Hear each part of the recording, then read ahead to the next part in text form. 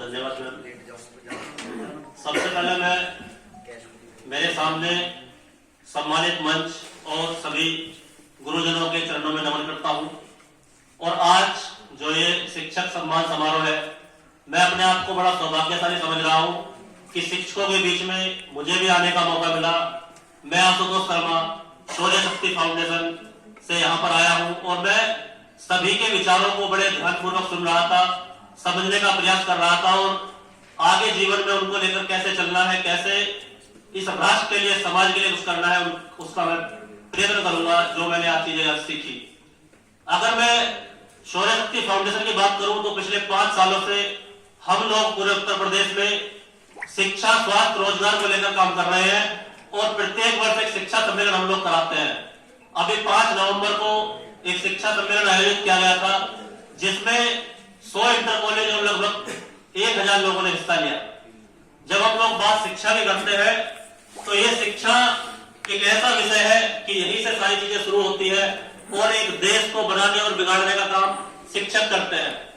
जो हमारे राजनीति का जिनको गुरु बोलते थे आचार्य चाणक्य, उन्होंने बात बोली थी कि शिक्षक कभी साधारण नहीं होता और इस बात का वो प्रबंध थे कि वो एक शिक्षक थे, लेकिन उन्होंने एक सपना देखा था अखंड भारत का।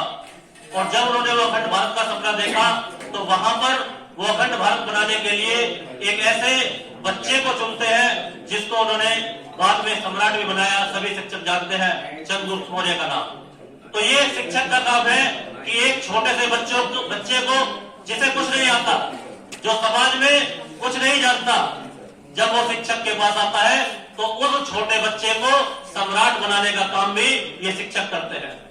आज हमारा जो देश है, हमारे देश में जब तक ऐसे शिक्षक नहीं आएंगे कि जब वो अपनी पूरी जिम्मेदारी के साथ वो केवल किताबी ज्ञान न दे।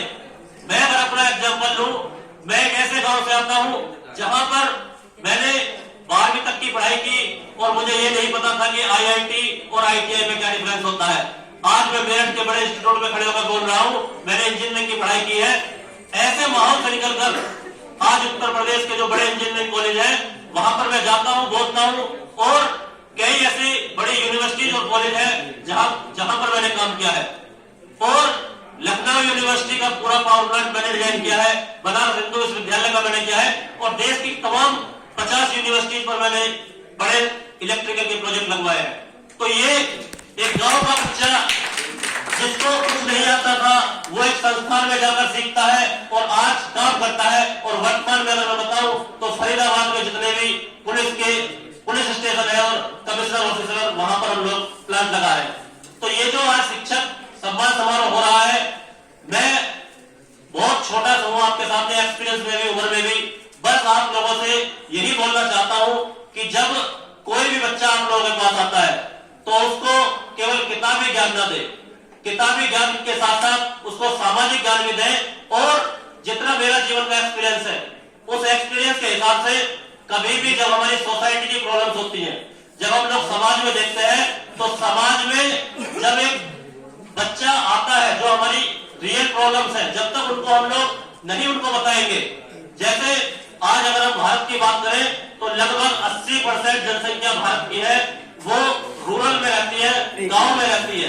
तो जब हम लोग बात करते हैं तो वो सारी चीजें जो आज हमारी ग्रामीणों की समस्याएं हैं, कैसे टेक्नोलॉजी के माध्यम से उनको समाधान किया जाए, उनका कैसे उनको सही किया जाए, उन सब चीजों पर भी जो इंस्टीट्यूट है वो थोड़ा ध्यान दें। और जो हमारे शिक्षक है वो तो लगातार अपना काम कर ही रहे हैं। ज्यादा मैं आपका समय नहीं लूंगा क्योंकि बहुत देर से आप लोग बैठे हुए हैं। और मैं अपने पूरे संगठन की तरफ से, मेरे संगठन से नरेंद्र सिंह जी, अंकित भड़ाना जी, आकांक्षा मौर्य जी, विंदर कश्यप जी, अंकित कौशिक जी, युवराज यादव जी, पूरी टीम आई हुई है। और मैं आप सभी लोगों को ये विश्वास दिलाता हूँ, इस इंस्टीट्यूट के सभी लोगों को विश्वास दिलाता हूँ कि पूरे उत्तर प्रदेश में जहां जहां हमारा संगठन शिक्षा पर काम करेगा, हम लोग आप सभी को आमंत्रित करेंगे और मिलकर काम करेंगे। बहुत बहुत धन्यवाद। जय हिंद, जय भारत।